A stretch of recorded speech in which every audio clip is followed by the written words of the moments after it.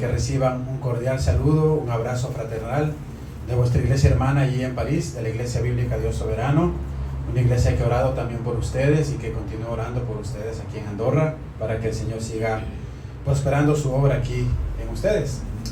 Gracias por recibirnos, a mí y a mi familia, gracias por este local, damos al Señor.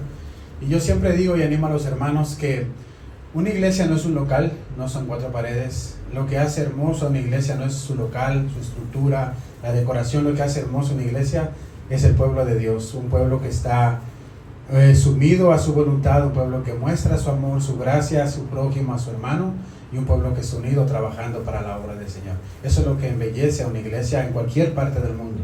No importa el local, no importa el lugar donde estemos, tenemos este local, gracias al Señor. Tienen este local, un lugar donde congregarse, y eso es bueno, gracias al Señor.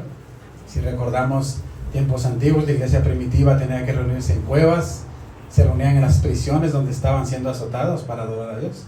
Hoy tenemos el privilegio de tener un lugar, pero lo que hace hermoso la iglesia es el pueblo del Señor, la iglesia que el Señor compró con su sangre. Amén. Quiero invitarles entonces a esta hora para que me acompañen en un texto que voy a compartir con ustedes, que está en Filipenses capítulo 1, versículos 27 al 30. Filipenses capítulo 1, versículos 27 al 30. Y quiero compartir con ustedes este mensaje, ya que es un mensaje que habla a la iglesia en general, a todos nosotros, de lo que nosotros tenemos que hacer para que la iglesia prospere, para que la iglesia del Señor siga creciendo y para que el Señor siga enviando obreros también a su mes. Dice así la palabra de Dios, entonces, en Filipenses capítulo 1, versículo 27. Solamente que os comportéis como es digno del Evangelio de Cristo, para que, o sea que vaya a veros o que esté ausente, oiga de vosotros que estáis firmes en un mismo espíritu, combatiendo unánimes por la fe del Evangelio, y en nada intimidados por los que se oponen, que para ellos ciertamente es indicio de perdición, mas para vosotros de salvación, y esto de Dios, porque a vosotros es concedido a causa de Cristo no solo que creáis en Él, sino que padezcáis por Él, teniendo el mismo conflicto que habéis visto en mí y ahora oís que hay en mí. Me acompañan en una corta oración. Amado Dios, quiero darte gracias, Señor, una vez más por tu bondad y misericordia. Gracias por esta preciosa iglesia, bendito Dios. Gracias por este pueblo que tú has comprado a precio de sangre. Gracias, Señor amado, porque podemos compartir tu palabra y gozarnos, regocijarnos en ella, Señor, sabiendo que tu palabra es lámpara a nuestros pies y lumbrera a nuestro camino, sabiendo que tu palabra, oh Señor, bendito Dios, es la fuente de gracia, Señor amado, para nuestro crecimiento espiritual. Te rogamos que tú bendigas tu palabra, Señor, y que tú prepares nuestros corazones para estar atentos a la voz de tu Espíritu, Señor, en el nombre de Jesús. Amén. Amén, mis hermanos. Si ustedes me permiten, quisiera empezar entonces esta tarde con una pequeña ilustración a modo de introducción. En el siglo VIII, es decir, en el año 800 antes de Cristo, en la antigua Grecia, existió un grupo de guerreros conocidos como los espartanos. No sé si algunos de ustedes han visto alguna vez la película 300, una película de acción, donde se muestra a estos guerreros, hombres que tienen una fuerza increíble y que luchaban para combatir en contra de sus enemigos. Hoy en día existe un grupo similar en los Estados Unidos que se llaman los SEAL, son los soldados especiales de alto rango de Estados Unidos, y son los soldados quienes participaron para capturar a Osama Bin Laden, porque son soldados entrenados fuertemente. Y algo que nosotros podemos destacar de estos espartanos es que ellos eran una civilización muy enfocada y unida. Ellos eran expertos guerreros que ideaban estrategias para poder avanzar y conquistar a los demás reinos y vencer a sus oponentes. Se cree que a la edad de 5 años ellos empezaban a entrenar a sus niños, y en lugar de darles un balón de fútbol, un carrito para que ellos jugaran, a la edad de 5 años ellos les daban una espada, una lanza, un escudo, y les enseñaban a combatir para que ellos se prepararan para que fueran grandes guerreros para la batalla. Pero lo más sorprendente era la habilidad que ellos tenían para organizar estrategias de combate y de resistencia en contra de sus enemigos. Una de estas estrategias era llamada la aplanadora humana. Se dice que cuando ellos salían al combate, alrededor de 10,000 o 20,000 hombres, ponían delante primeramente a los escuderos, y en ese tiempo los escudos que se usaban eran escudos que protegían todo el cuerpo. Entonces imagínese usted 10,000 hombres delante, con los escudos por delante y por encima de su cabeza, que protegían a los compañeros que venían detrás, mientras ellos iban avanzando y arrasando con su oponente que se ponía delante. Entonces el éxito de estos guerreros era que ellos tenían enfoque y unidad. Y cuando hay grupos así, como estos guerreros, personas con estas características que tienen enfoque y unidad, entonces usted tiene a personas que avanzan seguros y sin temor, como aquellos espartanos. Si ustedes recuerdan, asimismo, avanzaba la iglesia del primer siglo. En el libro de los Hechos, nosotros leemos que ellos estaban comprometidos con la enseñanza de los apóstoles y que tenían todas las cosas en común. Y de esta manera nadie podía detenerlos cuando ellos estaban predicando y compartiendo el evangelio. De tal manera que en el libro de los Hechos, en el capítulo 17, cuando estos hombres llegan a la Grecia, dice que de ellos decían: aquí vienen estos hombres que trastornan el mundo, porque iban avanzando de tal manera, compartiendo el evangelio, predicando el evangelio, y muchas almas eran convertidas al evangelio. Y yo sé que usted me va a decir: bueno, hermano, y usted ha venido desde París para contarnos fábulas y mitologías de los griegos. Déjeme decirle que no. Hemos venido a predicar la palabra de Dios. Quería traer esto a modo de ilustración para entonces podernos enfocar en el mensaje. Lo que pasa es que nosotros debemos ser o tomar estas características de estas personas para que nosotros también podamos combatir, como dice Pablo, juntos, unidos, el evangelio y la palabra del Señor. El apóstol Pablo les dice: sea que yo vaya a verlos o no, solo les pido una cosa: comprométanse o compórtense como es digno del evangelio. Ok, Pablo, ¿y cómo podemos comportarnos como es digno del evangelio? Les dice: estén firmes, sean de un mismo espíritu, luchando unánimes por la fe del evangelio. Esa es la manera en que la iglesia debe marchar. Y esto es lo que es enfoque y unidad. Entonces, en este pasaje, Pablo hace un enfoque en 3 aspectos que nos puede ayudar a nosotros como iglesia para vivir de una manera que sea digna del evangelio, como el apóstol menciona. Y estos 3 aspectos nos van a ayudar a vivir de esta manera. Y el primer aspecto es firmes en el evangelio. Fíjese ahí conmigo en el versículo 27 de nuestro texto. El apóstol Pablo les dice: solamente compórtense de una manera digna del evangelio de Cristo, de modo que ya sea que vaya a verlos o que permanezca ausente, pueda oír que ustedes están firmes en un mismo espíritu, luchando unánimes por la fe del evangelio. Para el apóstol Pablo, una de las maneras de vivir como es digno del evangelio es estando firmes. Y estar firme no es otra cosa que tener una postura, tener una posición de carácter, una convicción en tu corazón, de tal manera que sea lo que venga a tu alrededor, nada te mueva de esa convicción. Y es como, haciendo un ejemplo, es como si tú cavaras un hoyo en el suelo y te enterraras hasta la mitad del cuerpo y nada te puede mover de allí. Tú estás quieto, tú estás firme, y nosotros en este caso estamos firmes en el fundamento y en la roca que es Cristo. Y esta afirmación el apóstol Pablo la repite casi en todas sus cartas. Si usted me acompaña, por ejemplo, en 1 Corintios capítulo 16, versículo 13, mire lo que le dice el apóstol Pablo a la iglesia de Corintios. Él les dice ahí en 1 Corintios 16, versículo 13: velad y estad firmes en la fe, portaos varonilmente y esforzaos. Mire lo que les dice: velad y estad firmes. Gálatas 5:1: estad pues firmes en la libertad con que Cristo nos hizo libres, y no estéis otra vez sujetos al yugo de esclavitud. Filipenses 4:1: así que, hermanos míos amados y deseados, gozo y corona mía, estad así firmes en el Señor. ¿Puede notar las veces que el apóstol Pablo repite esto? Y en 2 de Tesalonicenses capítulo 2, versículo 15, les dice: así que, hermanos, estad firmes y retener la doctrina que habéis aprendido. O sea, este concepto de estar firmes era algo que el apóstol Pablo venía enseñando a lo largo de sus cartas que él había escrito para las iglesias. Y la pregunta sería, ok, Pablo, ¿y por qué yo necesito estar firme? ¿Por qué necesitaría la iglesia de Andorra estar firme en estos tiempos el día de hoy? Bueno, primeramente, porque nosotros tenemos unos enemigos que se levantan en contra de nuestra fe, en contra de nuestro caminar en el Evangelio. Y estos enemigos nos dificultan en el crecimiento espiritual muchas veces. Nos dificultan en la búsqueda que nosotros debemos tener constante de Dios. Y yo quiero invitarle para que usted analice conmigo quiénes son estos enemigos.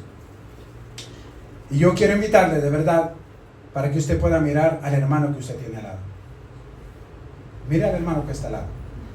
Mírelo bien, obsérvelo bien. Déjeme decirle algo. Ese no es su enemigo.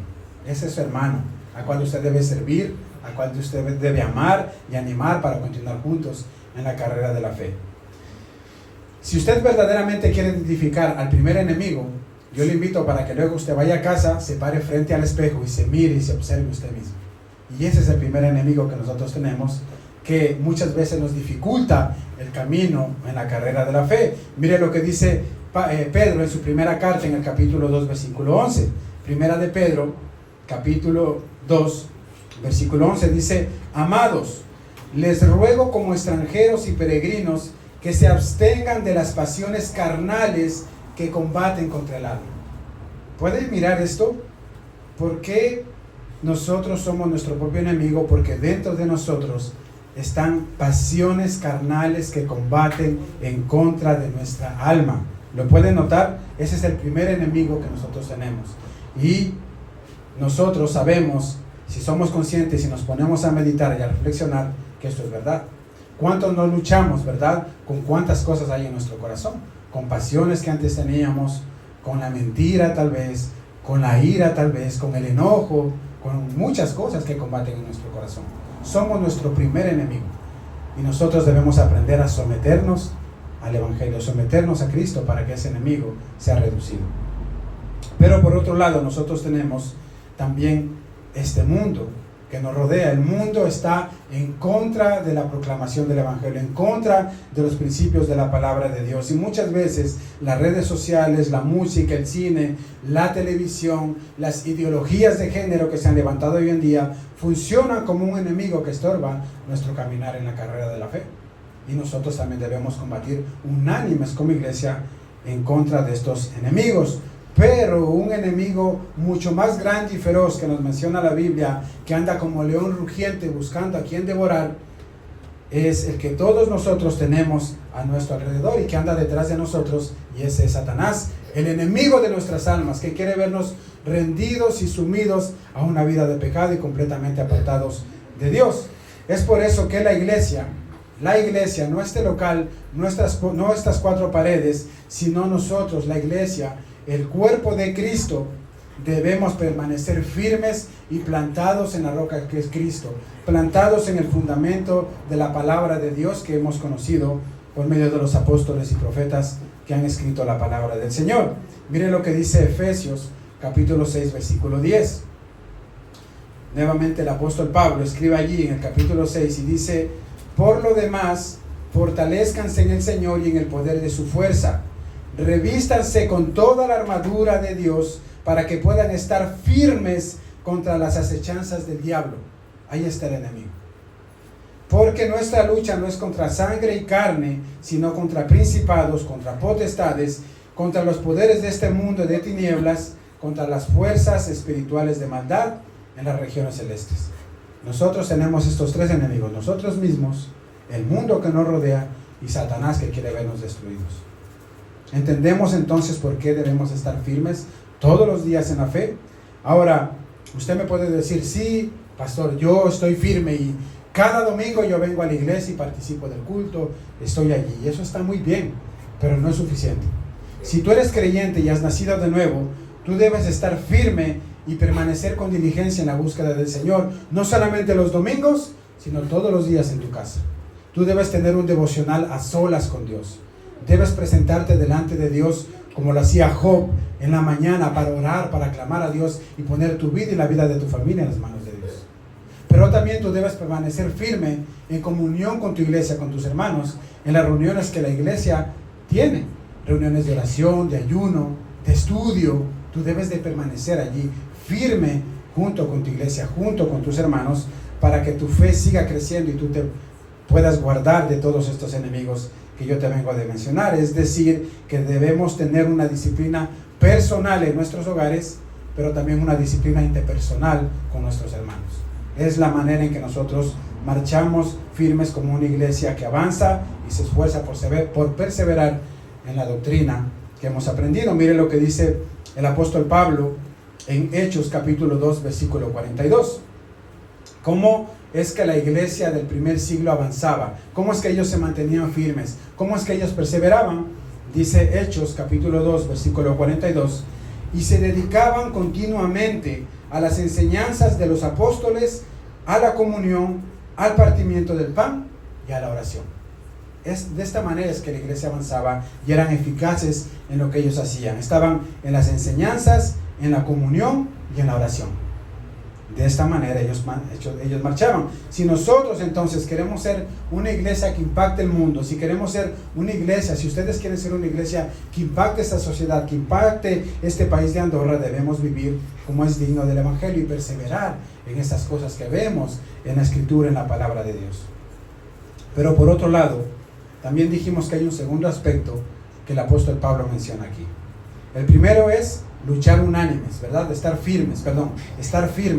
Ahora el apóstol Pablo nos dice luchar unánimes. Mire lo que dice allí nuevamente el versículo 27 de nuestro texto. Solamente compórtense de una manera digna del Evangelio de Cristo, de modo que ya sea que vaya a verlos o que permanezca ausente, pueda oír que ustedes están firmes en un mismo espíritu, luchando unánimes por la fe del Evangelio. Esto quiere decir que en el caminar cristiano, en el camino de la fe, no existen los llaneros solitarios. Tú no puedes decir, bueno, yo soy cristiano, he creído en Cristo y yo me quedo en mi casa, ahí yo voy a orar, ahí yo voy a leer la Biblia, y eso está muy bien, pero tú no puedes caminar solo. Tú necesitas una comunidad de creyentes que te ayuden en tu crecimiento espiritual. Necesitamos a la iglesia. Mira lo que dice Pedro en su primera carta en el capítulo 4, versículo 7. Mas el fin de todas estas cosas se acerca. Sed pues sobrios y velad en oración, y ante todo tener entre vosotros ferviente amor, porque el amor cubrirá multitud de pecados. ¿Y cómo es la manera que mostramos amor según Pedro? Hospedaos los unos a los otros sin murmuraciones, cada uno según el don que haya recibido, ministra a los otros como buenos administradores de la multiforme gracia de Dios. ¿Podemos notar esto? Que tengan unidad entre ellos, dice el apóstol Pablo en Filipenses 1:27. Pablo anima a los filipenses a que se mantengan en un mismo espíritu. Esto significa que nosotros como creyentes debemos dar prioridad a lo que es esencial. ¿Y qué es lo que es esencial? El Evangelio que nos une, la cruz de Cristo que nos une, la sangre de Cristo que nos ha limpiado de todo pecado. Porque no sé si usted lo ha notado y se ha dado cuenta, pero aquí en la iglesia nosotros somos diferentes. Unos tienen el gusto por un tipo de música, otros por otro tipo de música. Unos les gusta vestir de una manera, a otros les gusta vestir de otra manera. Y vamos a encontrar pequeñas diferencias tal vez entre nosotros, pero esas son cosas de las cuales no debemos enfocarnos tanto. Nosotros debemos enfocarnos en lo esencial, en el Evangelio, en el llamado que tenemos como iglesia, como creyentes, para que esa unidad nos ayude a estar firmes y unidos para combatir con nuestros enemigos que hemos mencionado y para avanzar en el camino de la fe. Entonces la idea de mantener firme en un espíritu es valorar como prioritaria la vida que Cristo que está en mí y la vida de Cristo que está en la vida de mi hermano. Cuando yo doy prioridad a eso, entonces todas esas diferencias que yo vengo de mencionar vienen a quedar atrás y nos enfocamos en una sola cosa, que es vivir el Evangelio, compartir el Evangelio y glorificar a Cristo por medio de nuestras vidas. Es de esta manera que podemos hacer. Y en este mismo deseo de unidad entre su pueblo es el que tenía Cristo. Cristo allí en su oración sacerdotal, ustedes recuerdan en el Evangelio de Juan capítulo 17, Él oraba al Padre por la iglesia, por sus discípulos. ¿Y cuál fue la oración que Cristo tenía? Él dijo allí en Juan capítulo 17, versículo 21, que Él oraba y dice: para que todos sean uno como tú, oh Padre, en mí y yo en ti, que también ellos sean uno en nosotros, para que el mundo crea que tú me enviaste. Versículo 22, la gloria que me diste, yo les he dado para que sean uno, así como nosotros somos uno, yo en ellos y tú en mí, para que sean perfectos en unidad. Fíjese la oración que tenía Cristo. ¿Qué es lo que quería Cristo? Que sus discípulos sean uno solo, que tengan un solo sentir, que tengan un solo enfoque, una misma dirección como iglesia.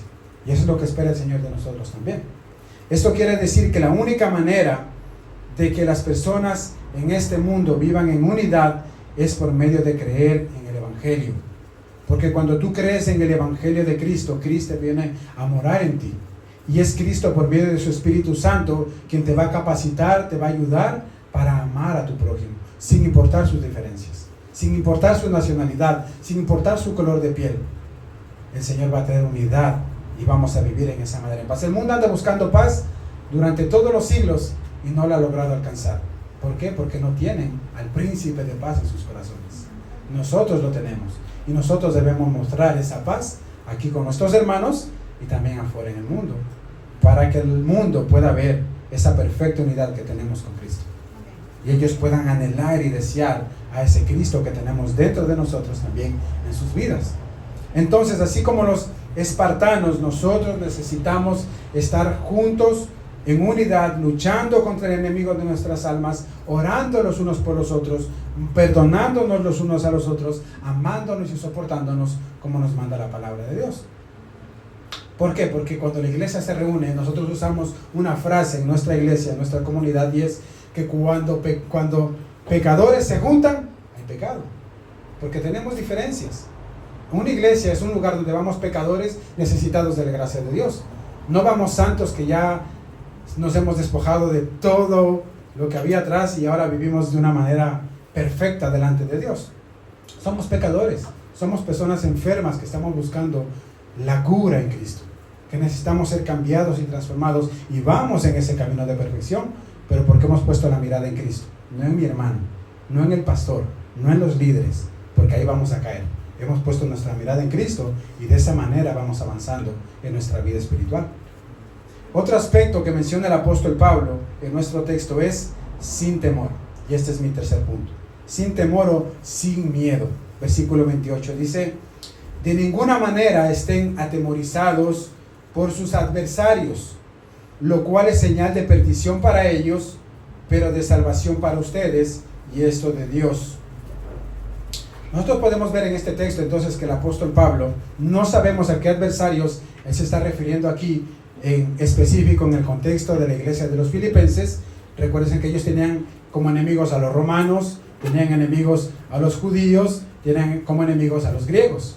Ellos estaban rodeados de enemigos, los perseguían, los azotaban, los maltrataban, pero el apóstol Pablo les dice: no estén atemorizados de ninguno de ellos, porque esa adversidad que ellos tienen, esa enemistad que ellos muestran, es una señal de que ellos están perdidos, porque no aman a Cristo y no aman a su iglesia, pero es una señal de que ustedes sí son salvos, así que sigan perseverando aunque ellos estén en contra.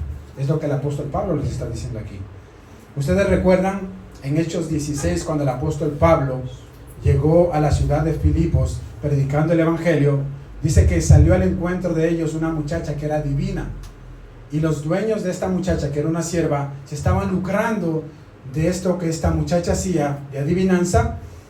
Y cuando el apóstol Pablo llegó allí predicando el evangelio en Éfeso, dice que se levantó uno llamado Demetrio, artesano de imágenes de la diosa Diana, y formó una turba en contra de Pablo, porque cuando Pablo predicó el evangelio, esta muchacha se arrepintió de sus pecados. Esa muchacha fue liberada de esos demonios que ella tenía y ya ella no adivinaba más. Entonces los dueños que se lucraban de esto ya no podían lucrarse más. Y entonces, como ya las personas que creían en el evangelio ya no seguían a la diosa Diana, botaron las imágenes, rompieron los ídolos que tenían, Entonces el artesano Demetrio, como ya no tenía negocio, levantó una turba en contra de Pablo. ¿Por qué? Porque en el camino del Evangelio nosotros siempre nos vamos a encontrar con enemigos. Siempre vamos a tener enemigos, adversidades o adversarios que se levanten en contra de que tú marches una vida digna como es digna del Evangelio. Y saben, mis hermanos, siempre habrá acusaciones falsas, siempre habrá impedimentos legales, siempre habrá amistades que se enfrían y a veces una hostilidad abierta en contra del Evangelio. Algo que nosotros nos vamos a encontrar siempre cuando una persona viene al Evangelio, cuando una persona viene a Cristo, lo primero que nos vamos a encontrar es con oposición. Vamos a tener oposiciones por todas partes. En esta semana mi esposa me compartió un extracto de una predicación del pastor Sugel Michelén, y él decía que aquí en Europa el Foro Parlamentario para los Derechos Sexuales y Reproductivos publicó un folleto titulado La nueva ola del extremismo religioso. Y uno cuando lee esto, uno se imagina que se está refiriendo tal vez a los islamistas, que son una religión extremista, ¿verdad? Pero no, ellos estaban refiriendo a los cristianos, porque dice que ellos determinaron que el cristianismo es una religión extremista y establecieron que todo pastor que incite al cambio de conducta de una persona de la comunidad LGTBQ puede ser sancionado legalmente. Así que los pastores estamos corriendo peligro. Cuando vengan estas comunidades y quieran venir a las iglesias y escuchar la palabra tal vez o venir y que escuchen que les estamos incitando a un cambio, obviamente este cambio no viene de nosotros, viene por el poder de Dios, pero si estas personas se enteran, nosotros podemos ser acusados y vamos a ser encarcelados. Entonces la iglesia va a padecer persecución. Esto yo lo publicaba en mi estado de WhatsApp y decía, esto me suena a mí a una nueva persecución que está estableciéndose dentro de la iglesia. No tengo usted duda de que esto se va a levantar. La pregunta es, ¿nosotros estamos preparados? ¿Vamos a estar preparados para decir la verdad sin temor, como nos dice el apóstol Pablo? Obviamente vamos a decir la verdad con amor, con gracia, sin discriminar a nadie, pero tenemos que mantenernos en la verdad. Pero se acerca una nueva persecución, así que nosotros debemos estar firmes, debemos estar unidos y debemos estar sin temor, porque nuestra confianza está puesta en el Señor. No importa si los gobiernos empiezan una persecución en contra de los cristianos, no importa el desprecio que tú tengas de tus supuestos amigos que te quieran dejar, porque una de las características que siempre ha tenido la iglesia es persecución. Si usted lee a lo largo de la historia de la iglesia, siempre la iglesia ha sido perseguida. Pero a pesar de ello, siempre hemos visto la mano de Dios, porque en medio de la persecución, más ha surgido la iglesia, más gracia ha sido derramada, muchas almas han sido convertidas. Así que nosotros debemos aprovechar eso como un medio de parte de Dios para mantenernos firmes y seguir predicando el Evangelio. Y eso empieza desde nuestros hogares. La Biblia afirma que los ojos del Señor están en todas partes y que Él mostrará su poder a favor de los suyos. Eso usted lo puede encontrar en 2 de Crónicas, capítulo 16, versículo 9.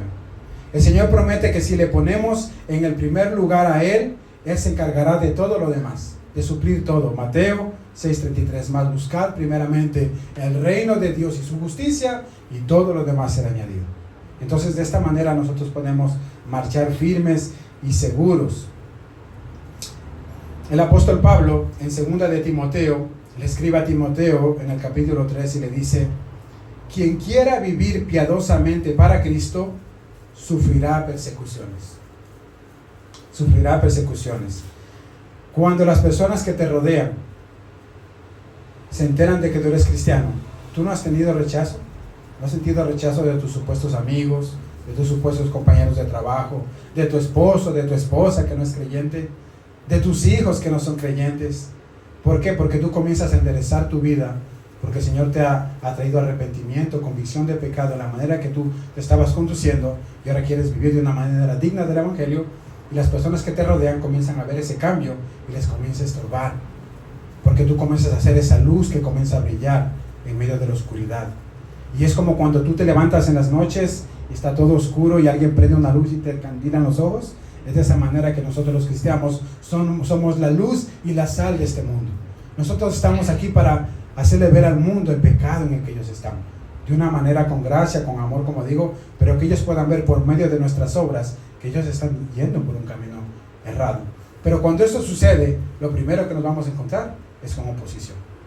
Vamos a encontrarnos con oposición, porque tu vida va a seguir siendo transformada, como dice la palabra, como la luz de la aurora que va en aumento hasta que el día es perfecto.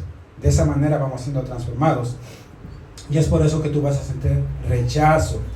Y puede ser que ese rechazo empiece en tu hogar, por tus hijos, por tu esposo, por tu esposa. Y tú debes de estar preparado para clamar a Dios, para doblar rodillas por ellos, para que el Señor haga esa obra también en sus corazones. Filipenses 1:29, el apóstol Pablo nos recuerda aquí y nos dice: porque a vosotros se os ha concedido por amor de Cristo, no solo que crean en Él, sino también que sufran por Él. Y si tú estás sufriendo por el Evangelio, siéntete privilegiado. Si a ti te han echado de tu trabajo por decir que tú eres cristiano, dile gloria a Dios, porque Dios te tiene algo mejor. Si tú te sientes rechazado en tu hogar, por tu familia, tal vez tus padres, por tu esposo, tu esposa, lo que sea, tú dile: Señor, yo confío en ti. Y yo sé que tu palabra me ha advertido que yo voy a ser rechazado por ti. Y siéntete privilegiado por eso. Y honra a Dios con tu vida. Mi hermano, mi hermana, si tú estás siendo atacado de cualquier manera por causa de tu fe en Cristo, siéntete privilegiado porque se te ha concedido este honor de sufrir por Él. Cuando el apóstol Pedro se cuenta en la historia que él iba a ser crucificado igual que Cristo, él se sintió indigno de esto y él pidió que no fuera crucificado de esa manera, sino que fuera crucificado boca abajo, porque se sentía indigno de sufrir igual que Cristo.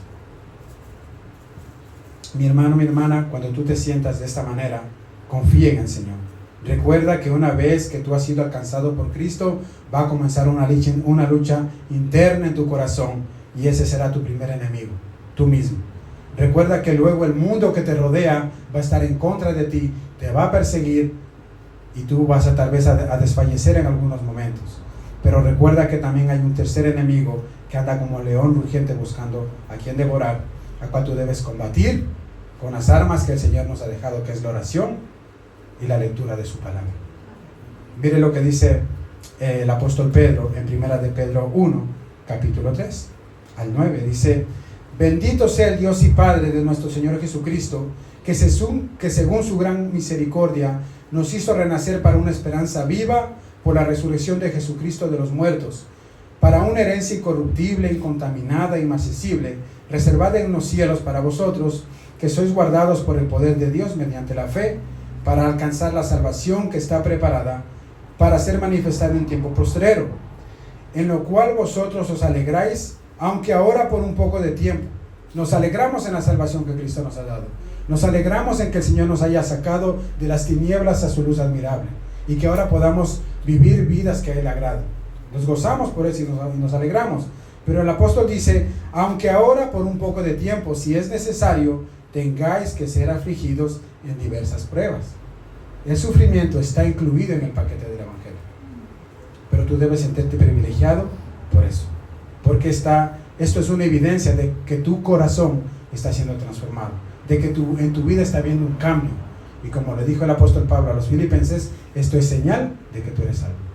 Si no hay una lucha en tu corazón y tú pecas y no pasa nada y te acuestas a dormir como si no pasara nada y no tienes una lucha interna por tu pecado, ahí tienes tú que ponerte en duda y meditar y decirle: Señor, ¿es que verdaderamente yo he nacido de nuevo? ¿O soy solamente un religioso que va los domingos a la iglesia, aplaude y canta y luego en la semana vivo como yo quiero? Tú tienes que ponerte a meditar en eso. Pero si en tu corazón hay una lucha interna, eso es señal de salvación. Y dile: gracias, Señor, porque ya no me deleito en eso que antes me deleitaba. Ahora lo aborrezco. Ahora no me gusta. Ahora me causa tristeza y me constrito. Y un corazón contrito y humillado, el Señor no lo desprecia. Eso es una señal para nosotros, mis hermanos. Entonces nosotros vamos a vivir tal vez en este mundo hostil, en unas vidas que se deleitan en las libertades que hay en este mundo, pero nosotros debemos mostrar ejemplo como cristianos. Debemos estar firmes, enfocados en el Evangelio y reteniendo la buena profesión que el Señor nos ha llamado a tener. Ahora, ¿por qué el mundo rechaza entonces a Dios? El Evangelio es paz, el Evangelio es gracia, es misericordia. Pero ¿por qué el hombre se ha puesto terco en contra de Dios? ¿Por qué el hombre no quiere creer que existe Dios? Porque simplemente no le conviene. El hombre se ha inventado el ateísmo simplemente porque no quiere someterse a la autoridad que es Dios. Mire una frase de un ateo llamado Thomas Nagel. Él dijo lo siguiente, él dijo: yo deseo que el ateísmo esté en lo cierto, y me siento muy incómodo ante el hecho de que algunas de las personas más inteligentes y bien informadas que conozco sean creyentes, decía este hombre. Y continúa y dice: yo no creo que Dios exista, pero tampoco quiero que Dios exista. O sea, había un rechazo literal. Hay un rechazo literal cuando una persona se pone en la postura atea y dice: yo soy ateo y no creo en Dios. Es simplemente porque ellos no quieren un Dios al cual tengan que rendirle cuentas de sus vidas. Es simplemente por eso, porque evidencias tenemos un montón, arqueológicas, teológicas, y de todas las maneras tenemos mucha evidencia de la existencia de un creador que ha creado este mundo y que nos ha creado a nosotros, y al cual un día tú y yo vamos a estar delante de él rendiéndole cuentas de lo que ya hemos hecho en esta tierra. Pero el ateo no quiere esto, y por eso se ha inventado el ateísmo. Pero nosotros sabemos que un día vamos a estar delante del Señor. El apóstol Pablo, entonces, para ir terminando, nos dice: estar firmes, sean de un mismo sentir, no tengan miedo, porque a ustedes se les ha concedido por amor de Cristo, no solamente que creáis, sino que también sufráis por Él. Nosotros, la iglesia, entonces, mis hermanos, y esto es aplicado para nosotros, ¿qué debemos hacer? Nosotros como iglesia debemos ser un oasis para aquellas personas que vienen luchando en contra del mundo, luchando en contra de sus pecados, y vienen aquí y encuentran un refugio. Debemos nosotros amarnos, perdonarnos, soportarnos, y que ellos puedan ver el amor de Cristo reflejado en nosotros, en nuestras vidas, para que ellos se sientan acogidos, porque allá afuera en el mundo se los quiere comer, Satanás se los quiere comer, su propio pecado se los quiere comer. Pero en la iglesia, ¿no?, ellos deben llegar aquí y deben sentir gracia, amor, paz, misericordia, y también nuestros hermanos que están luchando también con sus pecados. La iglesia debe ser un lugar de oasis, un lugar de refugio para todo creyente. ¿Qué es lo que dijo el Señor en Juan capítulo 15, versículo 12? Este es mi mandamiento, que se amen los unos a los otros, así como yo los he amado. Esto les mando, que se amen los unos a los otros. Si el mundo los odia, sepan que me han odiado a mí antes que a ustedes. Si ustedes fueran del mundo, el mundo los amaría. Pero como no son del mundo, sino que yo los escogí de entre el mundo, por eso el mundo los odia. Acuérdense de la palabra que yo les dije: un siervo no es mayor que su Señor. Si me persiguieron a mí, también los perseguirán ustedes. Y la iglesia va a ser perseguida. Y nosotros como cristianos vamos a encontrar oposición allá afuera. Pero cuando estemos aquí, este debe ser nuestro refugio, nuestro oasis. Y debemos mostrar el amor a nuestro prójimo. Alguien dijo: ¿cuál es la medida del amor que yo debo mostrar a mi hermano? Es amar sin medida. Es de una manera parafraseada lo que le dijo Pedro al Señor: Señor, ¿cuántas veces debo perdonar a mi hermano? 7. No te digo 7, sino 70 veces 7, es decir, siempre. Siempre, aunque mi hermano me haya ofendido, yo debo amarlo, yo debo perdonarlo, debo abrazarlo y decirle: camina conmigo, hermano, vamos a seguir adelante. Pongamos nuestra mirada en Cristo y sigamos avanzando. ¿Por qué? Porque el día de mañana puedo ser yo. Y yo necesito que tú también me abraces y me ayudes a seguir y me digas: hermano, quiero hablar contigo, he visto esto en ti. Y es de esa manera que la iglesia sigue creciendo en santidad y en perfección. Yo necesito de ustedes, ustedes necesitan de mí, para llamarnos la atención, para advertirnos tal vez de alguna mala actitud, algún pecado que estamos identificando con amor y con gracia. Y de esa manera el Señor va a tener arrepentimiento a nuestros corazones, y nosotros vamos a modelar entonces lo que el Señor nos está llamando a hacer. Amén, mis hermanos. Entonces acuérdense, la iglesia debe estar enfocada en un mismo sentir y sin temor, para poder marchar adelante proclamando el Evangelio de Cristo y mostrando el amor de Cristo en este país, en esta ciudad, a tu familia, a las personas que te rodean.